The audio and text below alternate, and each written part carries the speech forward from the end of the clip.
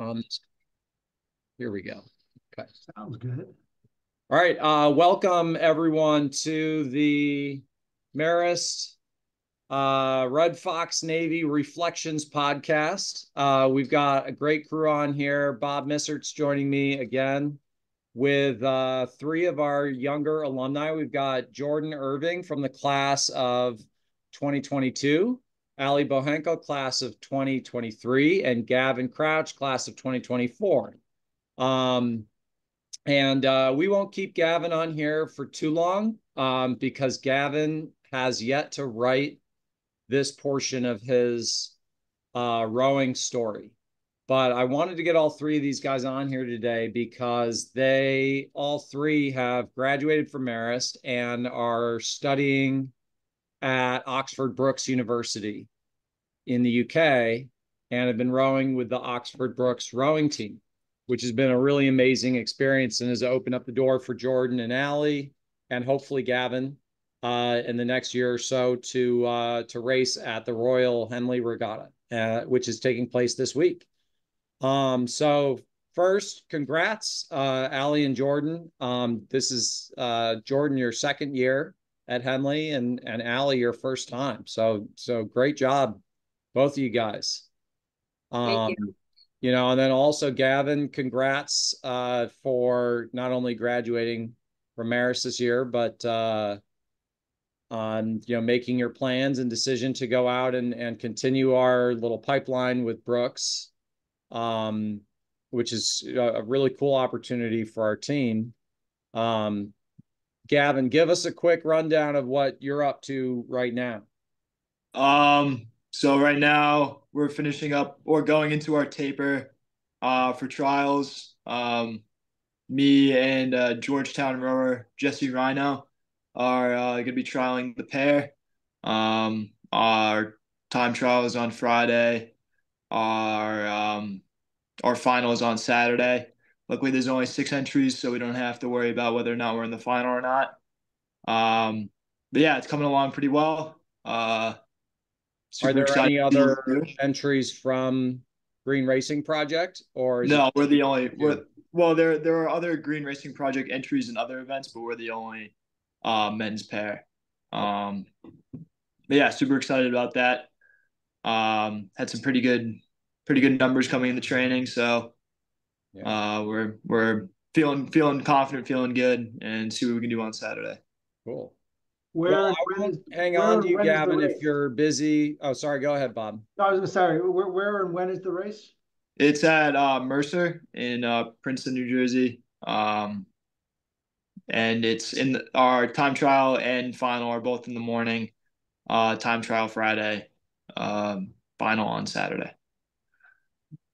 And are you going up to St. Kitts? That's if we win, yeah.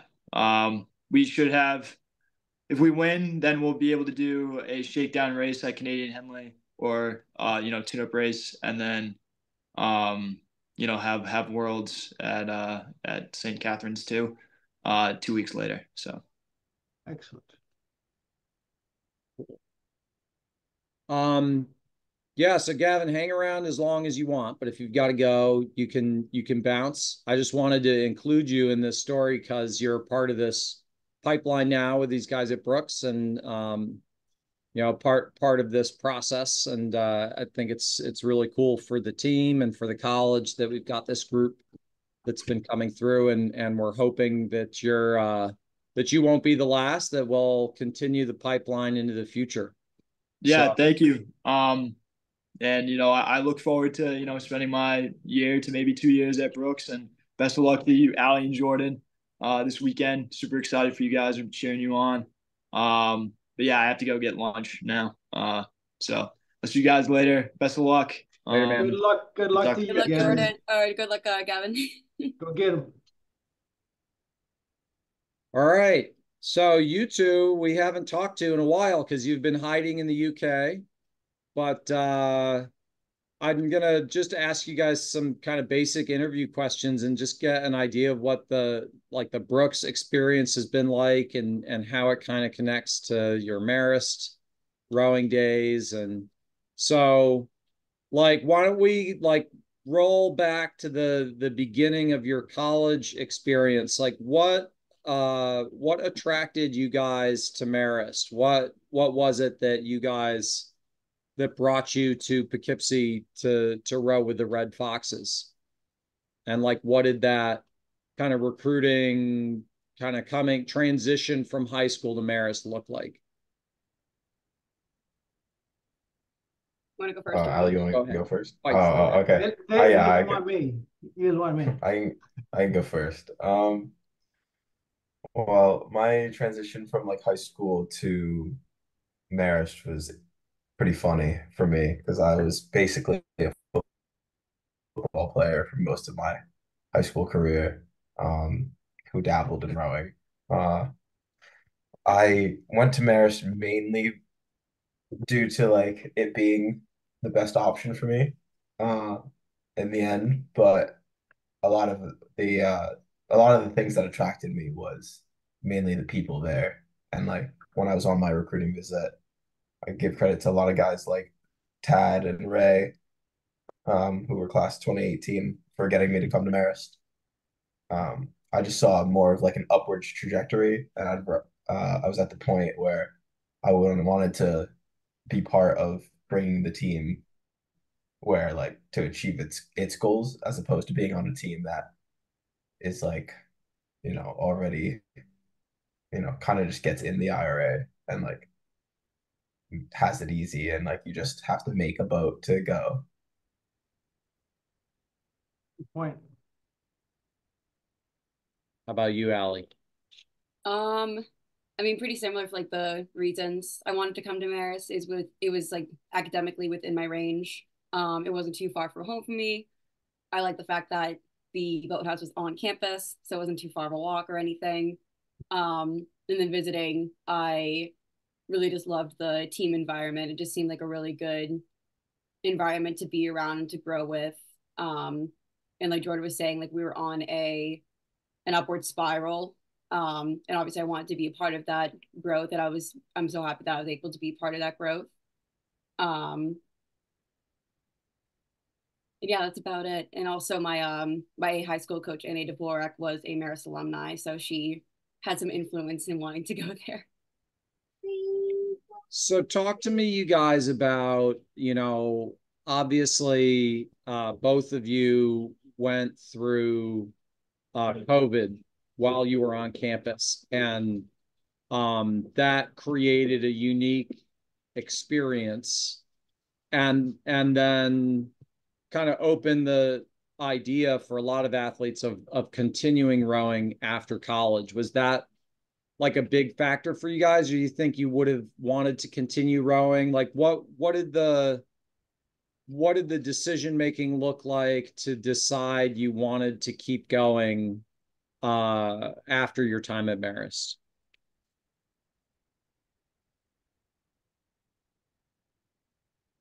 Go ahead, Jordan.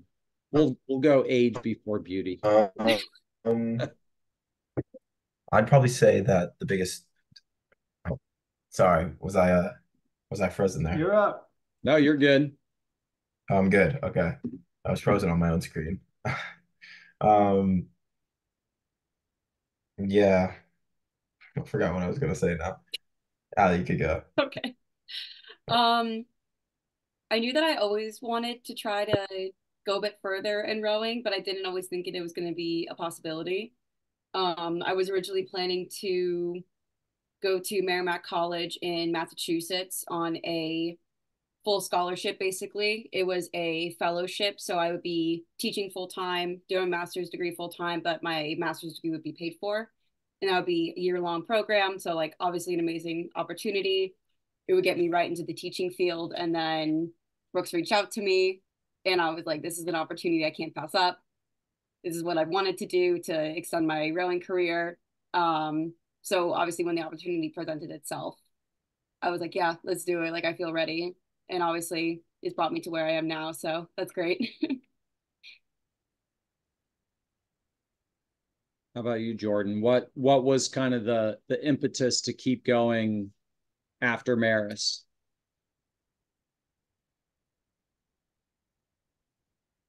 Jordan's getting frozen up. Yeah, I think there's a lot of factors that I could go on about, but yeah, I don't think I have the most stable connection in my house. Am I still frozen? No, we're reading you. Oh, all right. There's just a lag Um, sometimes, I think. okay. Yeah, so I mean, COVID played a part in it, and the getting cut off of that 2019 season when things were going kind of how almost too good for, for Marist. Um, that was really frustrating.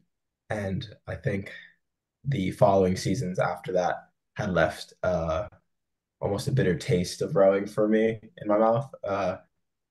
Like it was mostly just training and not a lot of actual rowing happening.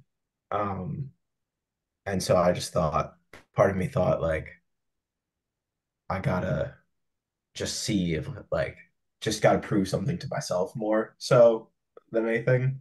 Um, be like, all right, well, how would a Marist bloke fare on a big team? You know what I mean? Like, let's see what it's about. So I saw the assistant coach here, Chris Tebb, had reached out to you, and then you had made a post in the band about it. And so then I clicked on it and I just sent out an email. And then I applied to two master's degree programs, one for Cal at Cal Berkeley and one at Brookes. And I got into both. And either would have been fine. But when I asked everybody like where I should go, almost everybody said Brookes because it's international. So it's kind of how I made my decision, just going around asking people. And yeah, I mean, it turned out to be pretty great. I'm still here. So What um what was it like for you guys, like the transition academically, kind of coming out of Marist and then going to Brookes? Like, is it pretty similar? Do they have a completely different system? And then like what will the transition look like coming back? Like I know Allie, you're in teaching. Will what you're doing at Brookes translate back to the US? Like how will that kind of look for you guys? I know for me, it wasn't super different with the transition. Like obviously the grading system here is a little bit different. Um, like you need a 40 to pass a lot of these classes, crazy. But they are a little bit more harsh in grading in that way. And me being in the master's program, a lot of it centers around our dissertation, which I'm working on right now, and that's due in September for me. So it's a September to September program. And obviously it varies on which program you're in. But like I took 6 modules in that like that was enough for me. And then I just have to work on my dissertation because that's literally counting for half my degree. And that's like an independent project that I do. I'm doing like interviews and whatnot based on a project that I want to pursue. Um, but I know for me, there was like it was weird to like not have any assignments due during the term. It was only like one major assignment due at the end of the term for all of my modules. It was broken up into the fall and then into the spring for me. Just like a lot more independent work, a lot more independent research, a lot more research than what I was used to. Um, and then going back to the US, I am staying here another year. So not really sure what's in store for me yet back in the US. But I don't think that there's any issues with going back to the US as a teacher as long as I have the master's degree and my certifications. So you are planning to come back to the US next year, or you're going to stay in Oxford for one more year? I'm staying in Oxford for another year. Okay. So will you continue academically doing something during that time, or will you just be with the team? Just be with the team because I'm going to be working on my dissertation until the end of September. Okay. So Jordan, walk us through like, um, I know you and I talked last year a lot about like Oxford, Brookes, and the UK, like the rowing system are very different because like you guys row at Brookes with a lot of athletes that aren't necessarily even enrolled at the college. Like walk us through like what the program looks like, how you train, like how is your system different from like a typical varsity college team in the US? Um, I mean, I can't go into too much detail, You don't have but to give us like, any secrets. Just like tell us like, yeah, well, what that's the does a thing. There week of is, training look like and like how is the club kind of organized? Um, yeah, no, I got you. It's actually it's pretty funny because everybody thinks there's something special about it, but it's there's literally nothing different. Almost like I'd say the biggest difference between like this and Marist is like size of squad. You know, like iron sharpens iron. So you got like eights rolling deep most of the time. Um, as opposed to like I don't know. I think I graduated and we had two.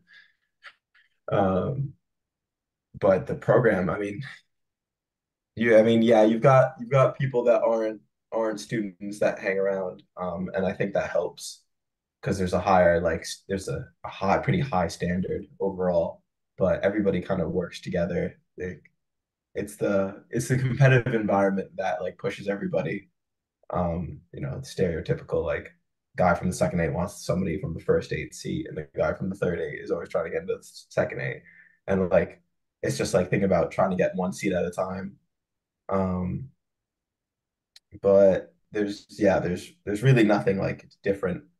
I mean, maybe you don't have like the 20-hour, time cap from the NCAA, so yeah. there's some more mandatory stuff that you can get away with. There's a lot less rules than the in the UK systems, but that goes for like all of the universities. Um, I think environment wise, like one of the biggest strengths is that you could, if you really wanted to, like kind of just the system's built where you could just show up and like you end up on the other. If you just showed up and like went through training, you'd you'd come out the other side still pretty quick. So the ease for the athletes is it's really easy to like show up and switch on. Like you don't have to really work to be like, oh, what are we doing? Like what's happening? Like you kind of just like, all right, show up, get told what to do it, leave. Like pretty shocking. Like the system Yeah. works with or without you, pretty much. Like you could, I think part of the strength is it's like, oh, so and so didn't show up. Okay, sucks for so and so. Like next guy up, and it's always like that. And like so, guys, obviously that creates an atmosphere where you're like, I can't miss practice. I can't slack off like for a second because like somebody's gonna take your spot. So before we jump into Henley, which is obviously extremely exciting, talk to us about like what does the year of competition look like for Brookes? You know, you start out in the fall, like do you have head races like US teams do? Like what do you guys kind of build up for? And then like I know you guys did some trips in Europe to race other crews. Like what did your kind of competitive calendar look like this year in the lead up to Henley? Well, unfortunately, this year it's been raining, every 5 seconds for the entire year, pretty much until this month. So we missed out on all of our head racing except for Head of the River because everything in the UK was canceled. Um, Is it just from flooding? yeah, it was just everything was flooded the whole year. But in a normal year, yeah, it's like any other US college. You just have a bunch of head races throughout the season. And most of them are really cool. And then they do that along with GB trials, which run like in November, February, and April. So you've got like plenty of times where you hop back into like small boats to go do trials. Um, and that's like more of like the GB team stuff that runs so well. Um, but yeah, and then after you get head of the river in March, so you got head racing season all the way up until March, pretty much.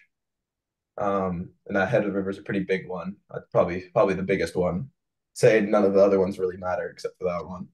Um, yeah, you do that, and then you switch to 2K season, and then I guess you don't really race 2Ks until Bucks, and then from there you do some international racing.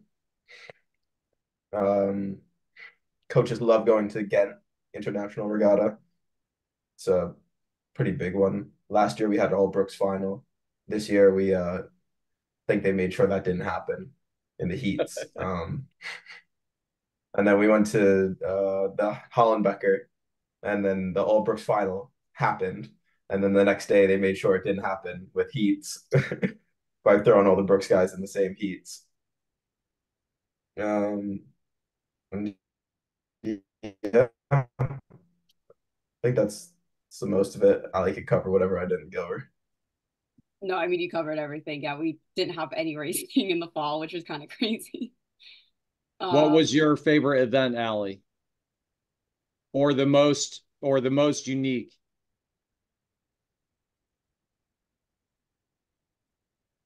I would say the most unique was Head of the River because you're racing like a little bit over 6K. You're trying to obviously go as fast as you can. Um, and then the tideway itself, the river time, like the way that you race it, it's fun. It's a lot of fun, but there are definitely some quirks to it that you like need to learn like as a coxswain. Um, that was a fun race. That was pretty exhilarating because you got like the first 2K, like okay, getting into base. Second 2K, okay, just hold on. Last 2K, it's like okay, now you start hearing the noise and everyone like cheering for you. Um, but I think my favorite so far, and I'm hoping to say that's going to be Henley eventually, was Bucks Regatta, just because like that was like probably my most successful race. But it's obviously fun going international. So let's talk about Henley. What boats are you guys in? What does the competition look like? What are your prospects? What are you hoping to accomplish?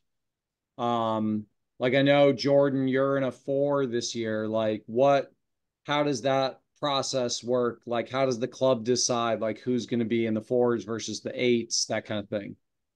Um, well, I don't know if this is going on YouTube, so I'm just, but it's pretty much all comes down to the big man, the boss man himself. He makes all the decisions. There's no really hearsay um, on that, but I mean, it comes down to like how hard you work throughout the year, and you know, it makes decisions off of that. Um, but in terms of like being in the straight four, it's an intermediate event, so it's like harder or not harder. I mean, I don't know. The standard is usually higher in like the visitors and like the ladies plate than the student events. Unfortunately, this year we drew like you know the other Brookes boat. So we'll see what happens there. But uh, if it wasn't them and we ended up on the other side of the draw, you probably see Brookes boats get pretty deep usually. Um, they're like the one crew we didn't want to draw because you Have you see them at guys practice. have you guys been racing at practice Um, with the other 4? yeah, sort of. That's a complicated situation, but yeah, not sort of, maybe really. Oh, the answer to that is like yes and no. Okay. Like do you have a sense of like that the competition will be No, pretty I don't close know to how that much. boat or I have no idea how quick or how slow we are okay. in comparison to them. Yeah. Um, but yes, I have raced them, but you know, Yeah. it's a complex situation there. How When about you, when Allie? is your What race? Sorry, Cal. When is your race, Jordan? Oh,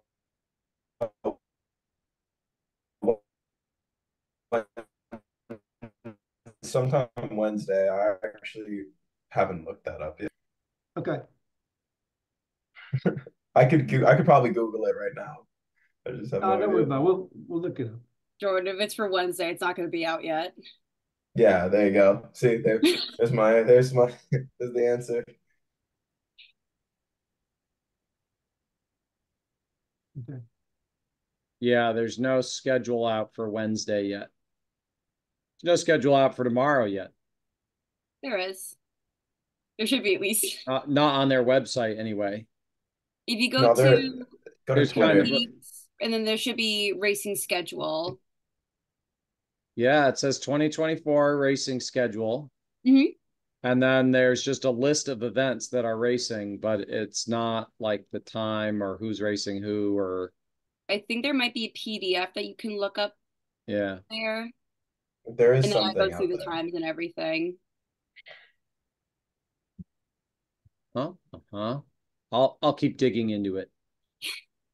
I've Talk to seen us it with my about own the eyes. eight, Allie. What event are you in and what are you guys looking at for competition and that kind of thing? So I'm in the A boat for the Temple Challenge Cup, which is the Student 8 event. Um, Tomorrow we are racing at 6:05 our time, and we are racing against a junior squad actually. And they're the Bedford school, so we're excited to race against them, and they're excited to race against us because obviously it's fun for the young ones to go up against a top-ranking university team. So just looking to have like a good clean race tomorrow, and then Thursday we have off. But the rest of the week just looking to, push it a little bit each day. Um, and obviously make it to the final and win the final. Um, our biggest competition we're probably looking at right now is the Harvard lightweights who did beat us in Marlow. And they are in the same bracket as us, so it's likely that we'll see them at some point before Sunday, Okay. if all goes according to plan. Which we're Our hoping to do. boys were quick this year. Yeah, no, they've had a really good season, so we're excited to see how we do up against them. That's cool. But yeah, just looking to hold the title, win the cup again. I've never lost the lightweights. Beat No them big last deal year. or anything.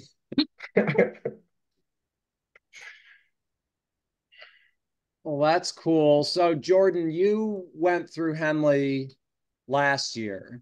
So, talk to us about like your kind of journey through the regatta. Like you guys made it all the way to the semifinal, I believe, right?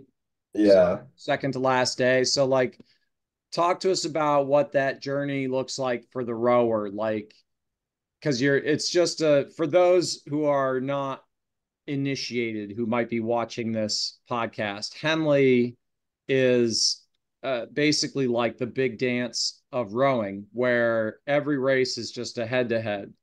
And if you win, you progress, you move on to the next day or the next race. And so it starts as a big bracket. And then on the last day, the the people who have continued to win end up at the end of the bracket. But I have to imagine it's pretty exhausting to keep racing over and over and over again like that. Like what does that look like for the athletes? Um, the day by day is honestly just how you manage it. I mean, it is only like 2K. So, I mean, it depends on how your bracket works out. Obviously you get seats, certain crews get seated, and I was in Temple B last year. So we were seated already because we were one of the B crews usually pretty quick.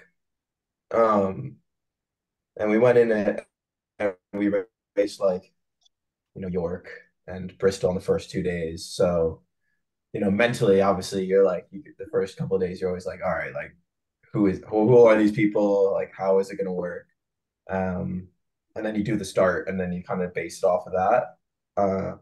We didn't really know how quick we were that year because we were busy getting stomped on at training by the plate and the Temple A boat last year. which were really quick. I mean, they went on to win the event in both of their categories. Um, but yeah, so like the first day is the Tuesday, and we treated, York as if they were the best crew in the world, basically, and went off the start, and in the first like 10 strokes had a lang. And so you assess the situation basically and be like, all right, well, we don't need to go all out here, as you see a lot of Henley crews do. And Yeah. then we took it down to, you know, from race base to like, I don't know, did the start full, did the full start sequence, took it down to like 34, then 30, then 26, and then we crossed the line at like 20, I think. But you're just basically saving pennies for like the next day. And then the next day we had Bristol on Wednesday. And we kind of just did the same thing. We're like, all right, right, we'll just start the race like it's the Sunday of Henley, Right. like you're trying to win the thing, and then from there see what happens. And then Bristol was another, you step down throughout the race and take, save pennies, and then you get Thursday off in the Temple event, so you get to chill day off. It's like a big reset. And then we had a big one with the Princeton lightweights on Friday. That was a tough race. I mean, we treated that like it was going to be a final, and we came out the other end, pretty happy with that. Uh, of course, we woke up that morning and saw that it was going to be a headwind against lightweights, so we're pretty happy about that.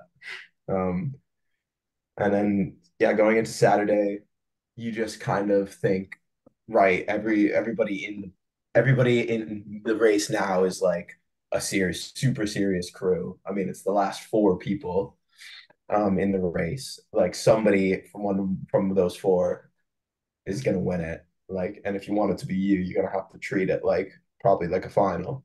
So we went out, gave it our all. Or it wasn't fast enough there or to beat Syracuse quite. But we were kind of trying to tee it up at that point for our A boat because we knew we had knew that beaten Washington before we boated, so we knew we needed to race Syracuse as hard as we could to try to tire them out for the next day. Created a big conundrum for Coach Stratton, who was there last year, because he wanted to watch Jordan win, but also wanted to watch Syracuse win at the same Yeah, time. So it was a win-win, lose-lose scenario for him. yeah, it was okay. I mean, they, I think it looks like when I rewatched the race, they took it down on us after like the K, but it was enough. I mean, it was clearly enough. Like the next day, where they went against our A boat and couldn't even hold them past the barrier. So So, in like I'm just trying to think of how to kind of put your guys' experience in context. Like, obviously a lot of students go on after college and get a master's degree. That's a very common thing, but it's not as common for a student athlete to be able to continue their competitive pathway in this way. Like, looking back on it now that you guys are either in it or have seen a part of it, like, how big of a value has that been to you personally, academically, to be able to kind of continue and have this added experience?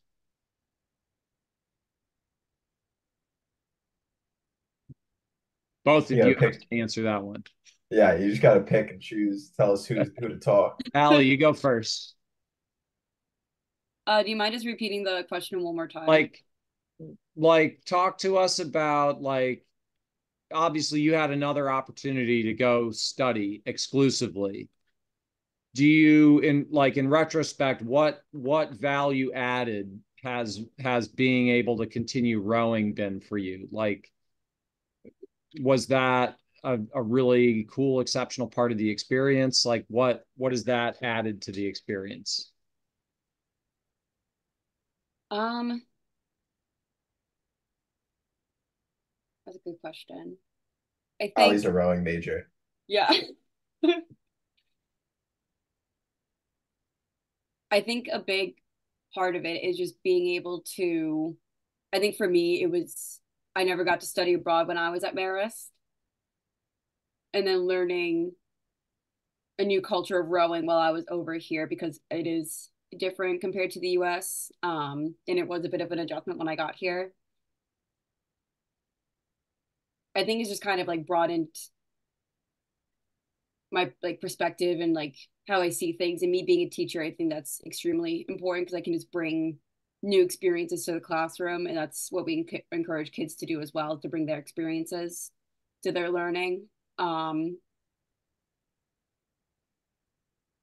I think going back to my time at Marist, obviously we were, 2019 hit and we were kind of like, oh shit, like, COVID hit and everything. And it was not as satisfying as we had hoped it would be. And I think for me, obviously I would have been happy going into my fellowship and just exclusively studying and becoming a teacher.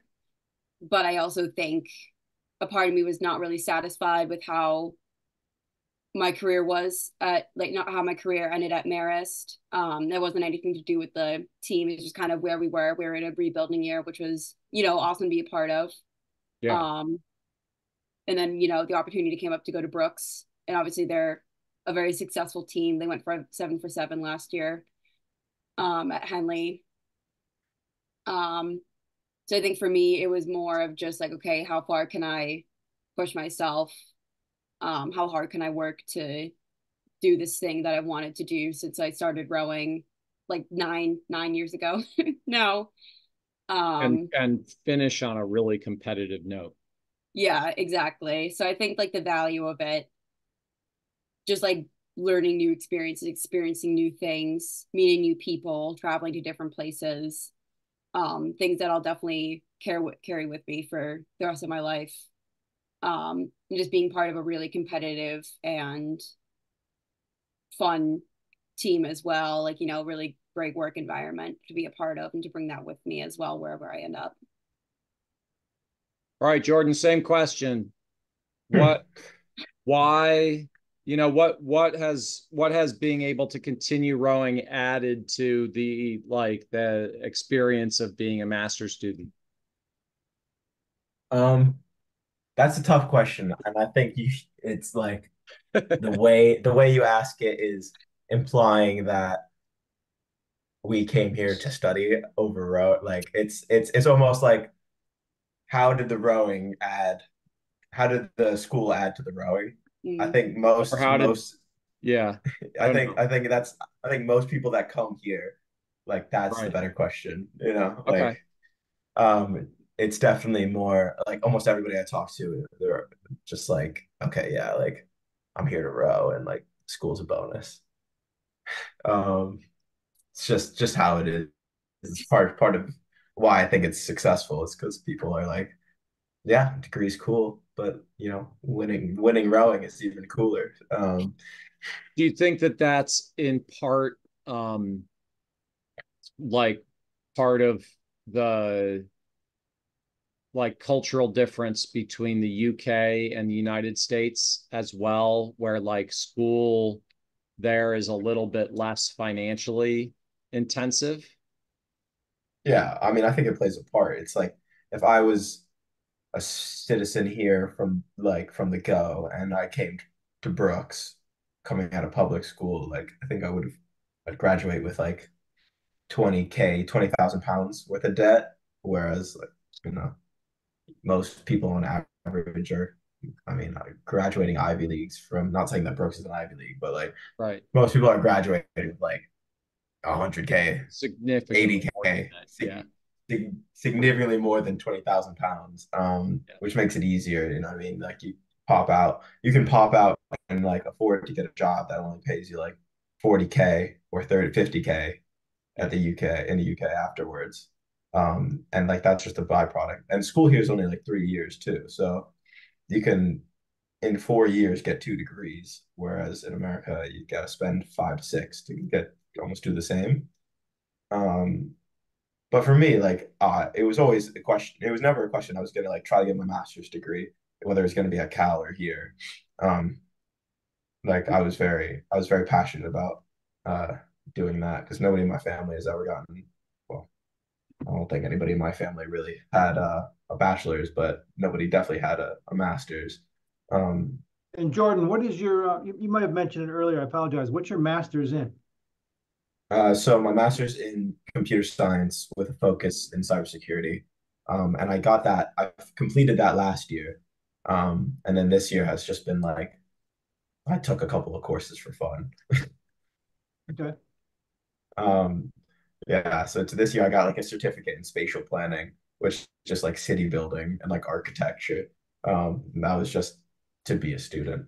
Um, so look, going forward, I'll probably, go off and ride into the sunset and get a job.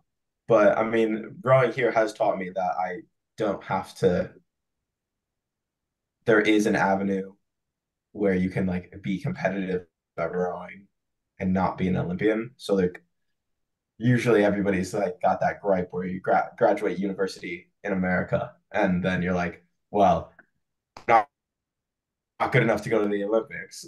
So I'm gonna quit rowing and get a job and pack it up. Whereas like Brookes and like other club teams in the UK, like the UK racing scene is so competitive, like in general, that I can go get a 9 to 5 and still race at a level that would probably be, you know, B or A final at the IRAs. Yeah. It Like, it wasn't always that way in the United States. It used to be much more like what you're describing. But you're right, that has been the mentality of more recent generations for sure. It's a struggle. yeah. I guess I didn't really answer your question, but No, that's that was no, I thought that was a good answer actually. Um, all right, I have one more. This one probably not as hard. Solely rowing focused. Um, I want one thing from each of you that you took from Marist to Brookes that helped you be really competitive at Brookes, and one thing that you've learned or gained at Brookes that you wish you could have gone back and done better with Marist. a loaded question. That's a bit of a That's And tough. it can, a like loaded question, Campbell. it doesn't have to be like it can be something you wish we did better as a team. But it could also be something that you did better individually. Like, yeah, have at it. Or it could be viewed as like a lesson that you would love to impart on the current athletes at Marist.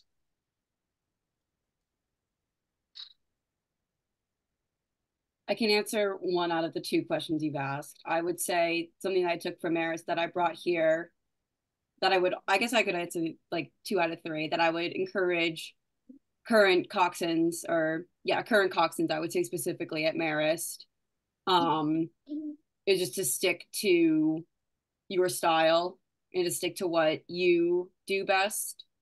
So I found myself trying to change myself when I got to Marist, and I found myself trying to change myself when I got here. Just because it was a bit of a different environment in both places compared to what I was used to in high school. But those new things weren't working for me. So just going back to what I already knew and what got me to like where I am, both at Marist and here, it just like what would work best for me. And that's something that I would take with myself, and encourage other coxswains coming in to just stick to, obviously be open to learning new things and be open to trying maybe a few things out. But, at the end of the day, it's what you do best that makes you the best coxswain possible. And then the other one I'm still thinking of. All right, I'll answer it. I'll fill in the void in Yeah. the time.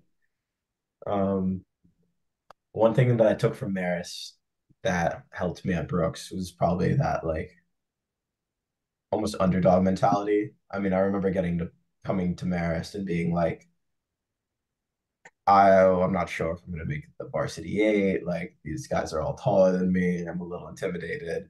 And I just like kind of put my head down. I was like, all right, I'm just gonna work really hard and like see what happens. And like I'm not like the tallest guy in the boathouse, but I'll just keep doing whatever it's pretty simple. Like Campbell puts out a training plan. I'll just do that. I'll just do all of those. And if I keep just doing that, maybe it'll work out. Um, and so then I kind of obviously that worked on Marist for me in my 4 years. And so then I came to Brookes and I was like, all right, I'm just gonna shut the hell up and close my eyes and do all the workouts and do them as hard as I can. And that's yeah, I mean it worked out. I mean, I think a lot of the guys like that I've made friends with on the team are guys that like respect like my work ethic and like how I kind of just like shut up and get on with it, which is very like a very like Brookes mentality. Like that mentality already existed here before I got here, but I kind of came in with the same thing, so I kind of almost like fit in the puzzle right away. So I'd say like that definitely helped for sure. Um, to I don't know. The next thing to encourage athletes. I'd say just like yeah, just get the work done. I mean, there's a lot of complaining that happens in sport, and like there's a lot of like if ands buts, and especially like guys, getting injured and guys being ill and not taking care of themselves. Like the best encouragement I can give you is like if you really want to do well in the sport, it's 100% what you put in, is what you're gonna get out of it. And sometimes you fall flat on your face. Yeah, I mean you do. I've done it a lot. It happens all the time. But what's important is like you just get back up and like, oh, I don't want to go to the boathouse. Like, oh, I don't want to go do that alone. Well, I mean, if you don't want to do it, somebody else is going to do it, and then you're going to be out the back and wondering at the end of the season, like, oh, could I have done more?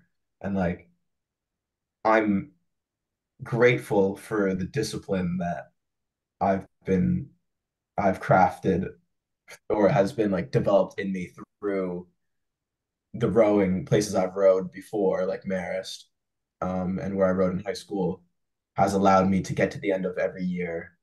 I don't think I've finished a year of rowing in from Marist till now and been like, oh, like I wish I worked harder. Like I've never finished like never once. And like I think that's the best thing. Like I've never last year we lost to Syracuse and I was like, all right, well, that literally could not have tried any harder. Like there is not an ounce of me that could have, and like that's like you don't walk away with any regrets when you do that, and like that's what I think that's a really important thing for athletes to they should know that because like that's something that you'll live with forever if you don't keep it all 100%. That's a great answer, Jordan. The two words that come to my mind from what you just said was that I think can apply to all athletes and including our Marist rowers is personal accountability. It all comes down to personal accountability. And there are no excuses, and you got to do it because if you don't do it, somebody Yeah, else is going to do it. definitely. So I think personal accountability is a big thing, and the both of you have been, great leaders at Marist, and you're setting the pace at Oxford Brookes, and people are looking up to you. You now have Gavin coming to join you. He's also an exceptional leader, teammate, friend, and I think it's Campbell and I have talked about. It's creating a pipeline that is setting the stage for young kids, even kids who are coming into Marist this year. They can be told that if you continue to do personal accountability, and if you continue to be a great teammate and a great leader, this is another path that you can take. And part of that path could also be continuing your education as well as your rowing. So you guys are basically setting the standard. And from an alumni standpoint, the alumni are, I know your parents are proud of you, but we're super proud. Well done. We appreciate it. Thank you. Thanks. Thank you. Allie, have you come up Ellie, with your I'm gonna stick it to you and make you answer that question. What is something that you learned at Marist that has helped you at Brookes. She answered that already. No, she gave me the oh, maybe she didn't. Yeah. No, No. she didn't. We didn't give All you. right. Send We us a didn't. We lesson didn't. that she gave us the Run back the lesson that tape. she wanted Run to back the tape. impart on the Coxswains. It's what the other one, the what you wish you had a Oh, marriage yeah, from Brookes. That yeah. neither of us has answered. I would say, like, going back to that question, I don't necessarily think that there's anything that I've gained here at Brookes that I wish I would bring to Marist. I think, a lot of what I did here I've done here at Brookes, and I hope to continue to do at Brookes, has come from being at Marist, and my experiences of being at Marist. I'd say probably just the one thing that, not necessarily like I wish I had had when I was at Marist, that I'm very glad that I've learned while I've been here, is just more coxswain things, like just learning more about the rowing stroke, about, just thinking in different ways. We're very fortunate that our coach is very knowledgeable in a lot of that stuff, and he knows how to work really well with the coxswains and give them, like, knows like how to direct them to be like, this is what I want you to do. This is why, like, we're the best. It just gives us like kind of like, okay, I'm giving you this, go do something with it. um, so that's probably the only thing that I would bring with me, is just more knowledge of the sport. Cool. Well, I think, Bob, do you have any specific questions for these two? You cut out. What'd you say? Do you have any questions for these guys? One thing that I've been thinking about is how many other stateside kids are over there? How many United States kids are over there with you guys at Oxford Brookes? We've got a lot this year. Yeah, there's There's three of us more. total in my boat. I know that. I think there's more on the women's side, but what kind of total, programs are they coming from? Marist level or Ivies or there's a mix. the mix? It's a mix, I'd say. I mean, most of them are on the women's team are coming from like Tennessee, but that's just because like there's a girl that's been here for like ever that went to Tennessee, and then it's been like a pipeline basically for Tennessee athletes to come. Um, it's almost like, yeah, it's almost like the same thing that's happening with Marist, only like on a much larger scale because women's rowing is a little better funded, so they, can afford to come out and do this a little bit more. Um, but there's a lot of guys that like are more just like British people that go to like on the men's side, British guys that like left to go to like Ivies and then like come back. Okay. And my last question, Jordan, when are you returning back to the States? I don't have a plane ticket yet, but probably sometime either be late this month or early August. I mean, my lease is up on the 14th, so I got to come back, and I'm working out jobs right now. I'm applying to a bunch of jobs in London and in New York. So wherever I land, I'm Bob assuming I'll doesn't care probably. about any of that. He's just angling for you to be in the Charles 8. Oh, is that it? Is that it? I mean, The young guns are looking for you. So they're only 10 seconds. They show up Friday night, no practice. And last year they were 10 seconds out of the top 10 in the young guns and the young boat. So Jordan, I'm telling you, if you're anywhere in a 360-mile radius, you got to be in the young guns boat. yeah, I could do that. I'm sure I could pull that off. All right, I so think, Campbell heard that, Allie heard I that, think, the whole world heard it. Okay, you It can. sounds like a commitment. Sounds like a commitment. Yeah. I mean, I think there's I don't know. Can you double up at that event? Because I was thinking about trying to win the club four with the athletic club. No, we're not doing No. that. No. Okay. No winning. Clearly, No winning. There's no glory in the four at the head of the Charles. There's no glory in that. I don't know. I mean, I've done head of the river, which is 6.8K. I medaled at head of the river, so like. I want you to give it some serious thought. I know your teammates would love to have you, and we'd love to have you. And Yeah, then we no, already got Allie penciled in for the next year, so you yeah, because maybe. you're not back yet, then Allie, right? You're not back this October. So No, no. She's still right. rocking. Yeah, well, all right. If I have a job in New York, then and I'm like, doing all of that, then I'll be at the Charles. Okay, And so send me your resume and we'll go from there. if I happen to trip and fall into the boat, We have enough alumni. We have enough alumni. We can figure this out. I will find you a yeah, job, no problem. just stick me in 3C. I'll just pull really hard. All right. Alexander will be in either 4 or 2, so you guys Yeah. your glory days. Well, I want to thank both of you for taking the time to chat.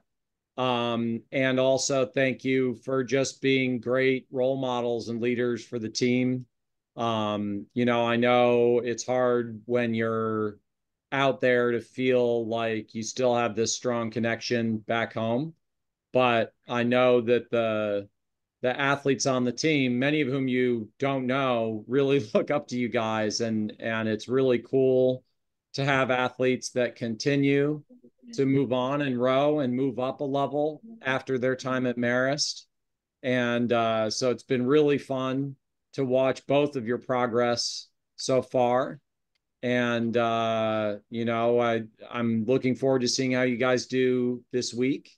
And I know, like Bob said, we're excited to see Gavin come out next year and jump in and have similar opportunities to what you guys have had.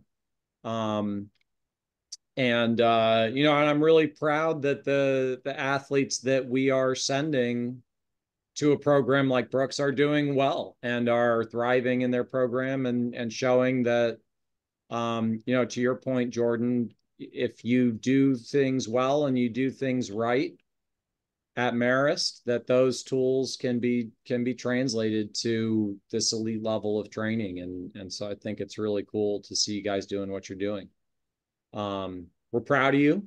Good luck this week, and go Red Foxes. Thank you. I would say go whatever the mascot is for Brookes, but I don't know what it is. What is it? It's a Taurus bull. A what? Oh, a bull. It's a bull. Taurus bull. Okay. Yeah. Red Foxes are smarter, so they would figure out how to beat the bull. So yeah, you think. You think. Listen, we're proud of you guys. Thanks for taking the time to do this. Yeah.